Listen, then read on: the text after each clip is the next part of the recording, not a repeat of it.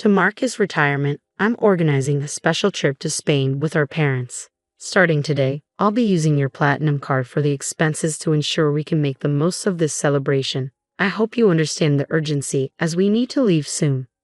Wait, I'm a bit confused. Did you mean you're using my card? Could you explain more about the trip? Sorry, I have to leave now, but we can talk about the details when I return. Just a heads up though, the card might not work. Apparently, my husband Daniel already took it to fund a vacation with our parents. I've tolerated a lot from Daniel, but this time he's crossed the line. When he gets back, he's going to regret that decision.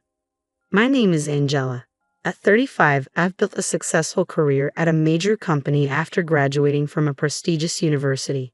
Despite my young age, I'd earn enough to support not only myself but also Daniel, who's currently unemployed, and even a potential child, though we haven't started a family yet. We've been married for 4 years and the idea of having kids is still floating around. But while I have a stable job and a good income, I can't say I'm fully satisfied with my life. The thought of becoming a parent is just that, a thought. Daniel's unemployment, on the other hand, is a very real, pressing issue.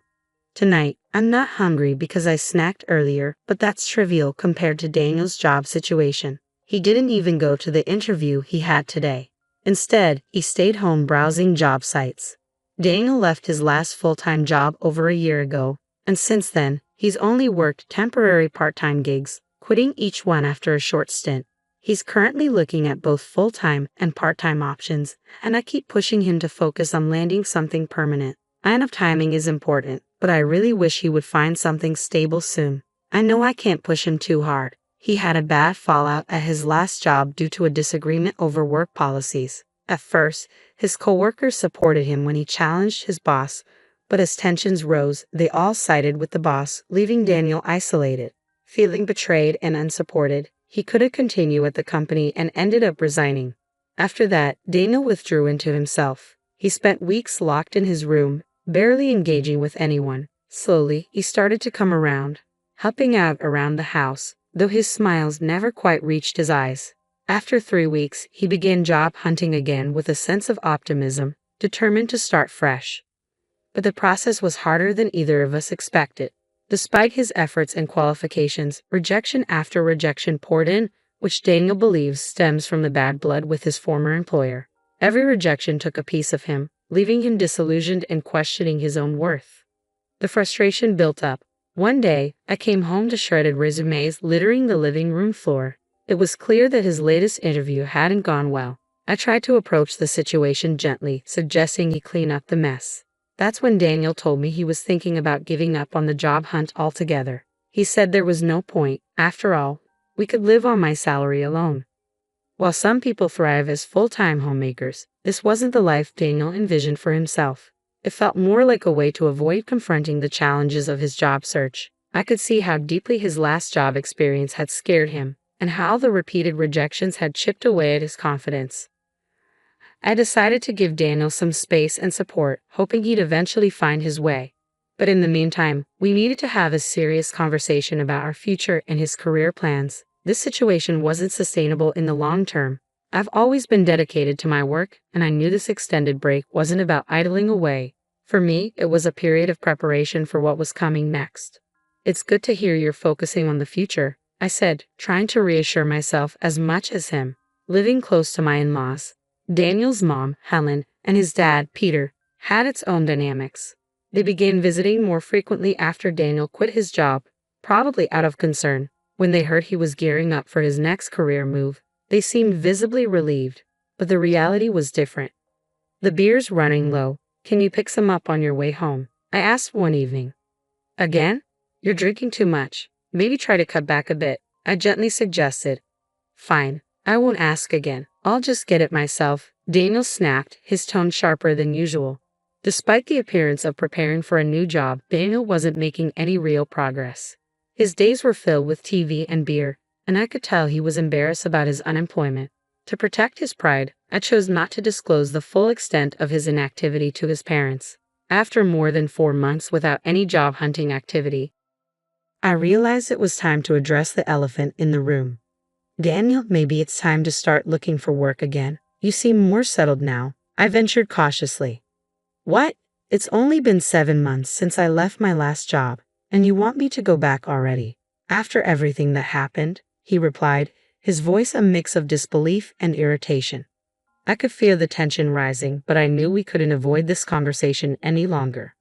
I just think the break has been quite long. Let's not drag this out, I press, hoping to push the conversation forward. Stop nagging. You can't understand my feelings when your job is going well. I have my struggles too, you know. Everyone faces work problems and relationship issues. Daniel shot back, frustration bubbling to the surface. Despite the tension, Daniel eventually agreed to start job hunting, which felt like a small victory. But the conversation had clearly upset him, and he walked out, still fuming. When things calmed down, I planned to apologize, hoping to smooth things over. Not long after, Daniel surprised me with an update. I got a job, because you pushed me, he said one day, his voice a mix of reluctance and acknowledgement. That's great. Where? I asked, eager for more details. At a nearby supermarket, he replied. Then, with a hint of dismissal, he added, so yeah, you'll need to learn and work hard, right? I tried to encourage him.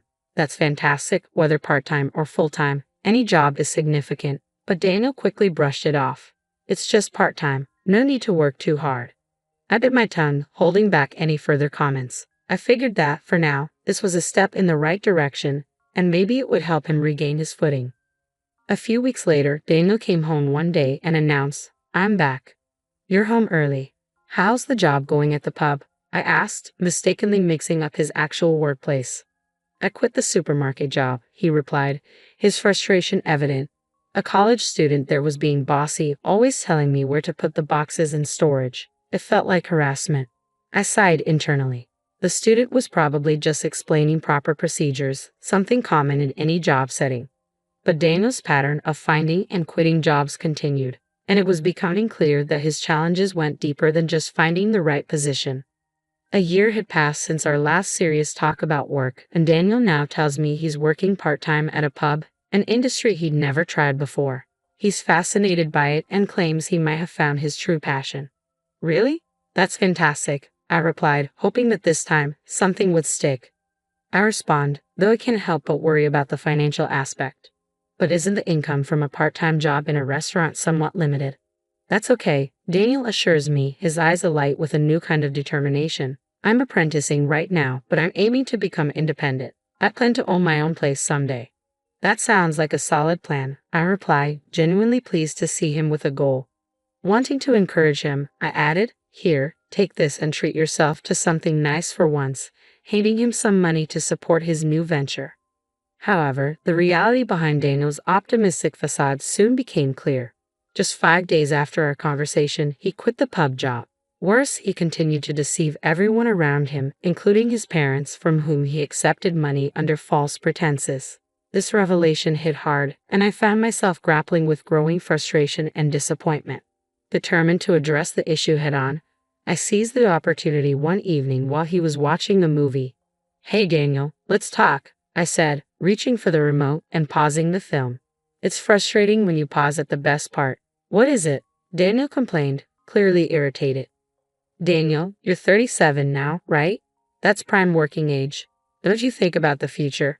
You spend all day at home, drinking and watching TV. The future? There are plenty of 37-year-olds not working. Lots of people enjoy life without a job, he retorted defensively. True, work isn't everything, but those people have something they're dedicated to. Do you have something like that? Yeah, I know you're upset about me not working. I'll look for another part-time job, Daniel replied, his tone dismissive but with a hint of concession. Though he seemed set on working only part-time, considering his history of quitting jobs and his deeper issues, I had been cautious about pushing him too hard. But now it was clear, Daniel needed to find some stability. Then, one day while I was at work, I received an unexpected text from Daniel. Dad's retiring, so we're going to Spain to celebrate. Starting today, I'm borrowing your platinum card. We're going to enjoy ourselves on your credit card. Alarmed, I stared at my phone, unsure of what to do next. I call him immediately. What do you mean you're going on a trip? Just what I said, he replies, irritation creeping into his tone. I don't understand. Please explain, I press, frustration mounting. The implications of his actions are manifold. Celebrating Peter's retirement is fine, but Daniel should have discussed the trip with me before using my money and credit card without asking. The thought that he might have told his parents he paid for it himself, using my credit card no less, only fuels my anger and sense of betrayal. This situation serves as a stark reminder that despite some steps forward, we still have deeper issues to confront. Daniel's recent actions highlight a significant moment in our ongoing struggles with responsibility and communication. As we discuss his upcoming trip to Spain, something he said caught my attention. You mentioned borrowing a credit card. Do you mean the one from our house? I ask. Yeah, why? He replies nonchalantly. Daniel, I own a platinum credit card. Contrary to popular belief, it's not just for those with high incomes. Factors like credit history and stable income play a part. It's possible to secure one in your 30s despite its high annual fee. I value the benefits and points it offers, but that card was supposed to be in my wallet. So you took the credit card from home. I press. Yeah, so I'm counting on you for the payment. Daniel responds, a bit too cheerfully for the situation. His casual demeanor and eagerness to leave make it clear he thinks he has everything under control, but the truth is about to complicate his plans significantly. What are you waiting for? We need to leave, he urges, eager to get moving. Hold on, I interrupt. The credit card you took won't work. What? That can't be right, he exclaims. It's under Angela's name, and it expires this month. It's close, but it shouldn't be an issue, he counters, disbelief creeping into his voice. You're lying. You're just trying to stop me from using the card. Daniel accuses, frustration mounting. Yes, it does expire this month, I admit. That's why I've already received a new one. Sometimes when a new card is activated, the old one stops working. I've already started using the new card, so the one you took won't work. Are you kidding me? You think I'm lying? His voice tinges with panic. If you don't believe me, I can send you the URL to the credit card website, or you can just try using the card. It would be funny to see you try to pay with a card that doesn't work. This credit card really won't work, he mutters, more to himself than to me. I can hear his parents calling him in the background, but he seems too flustered to respond. What should I do? I told them I'd pay for everything except the round-trip travel, he says. Oh, they covered the flight? I ask, realizing the gravity of his situation. Yes, Dad felt bad about covering all the trip costs, Daniel explains, a hint of relief in his voice. What should I do? I'm about to take a cab, and I don't even have money for that. That's not my problem, I respond firmly. You said you would pay for everything except the flight. Using my credit card in the first place was wrong. You should pay with your own money. How can I? I don't have any money right now, Daniel exclaims, the reality of his predicament sinking in.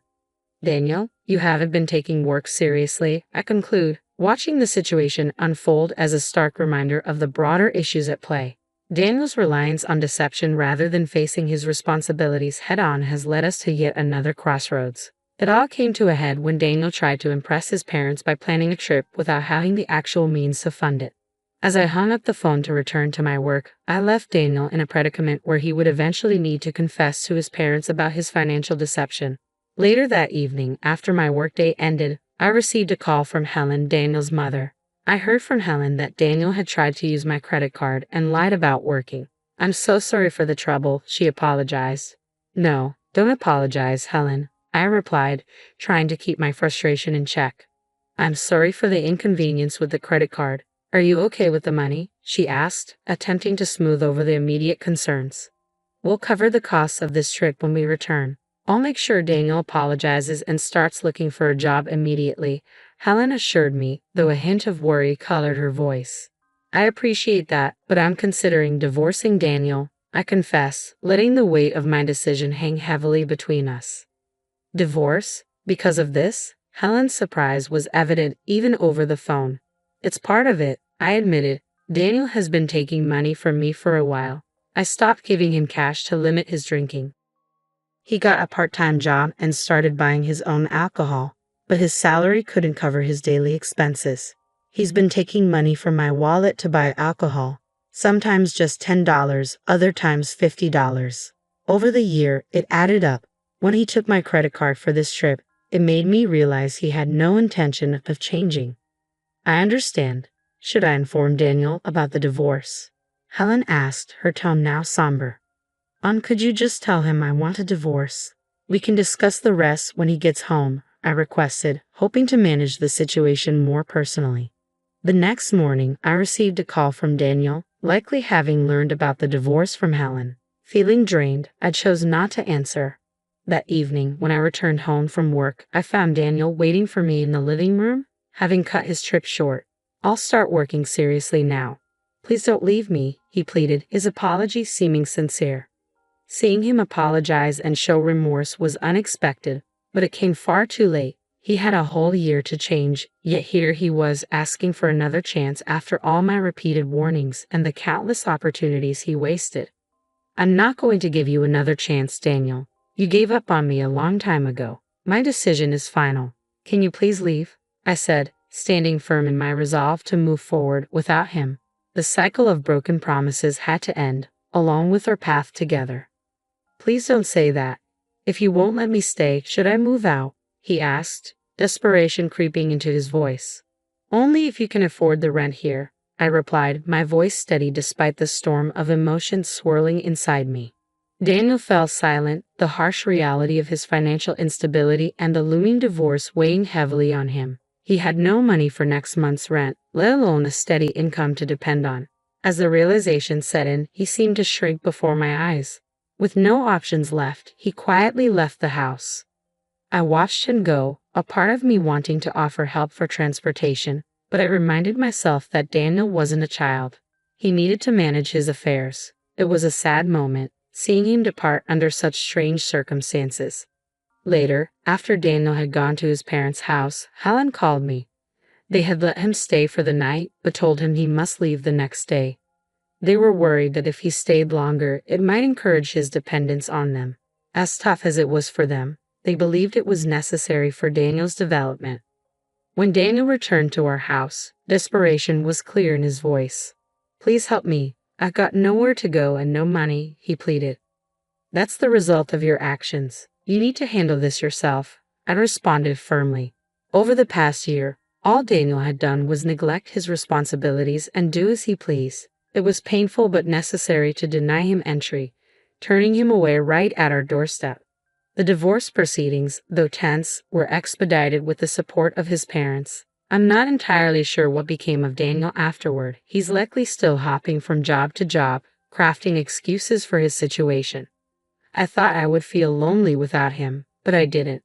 His presence had been a constant source of stress, always walking on eggshells to avoid upsetting him. Now free from the need to accommodate his whims, I've been living more comfortably. Unknowingly, our life together had become a burden, one I hadn't fully recognized until he was gone.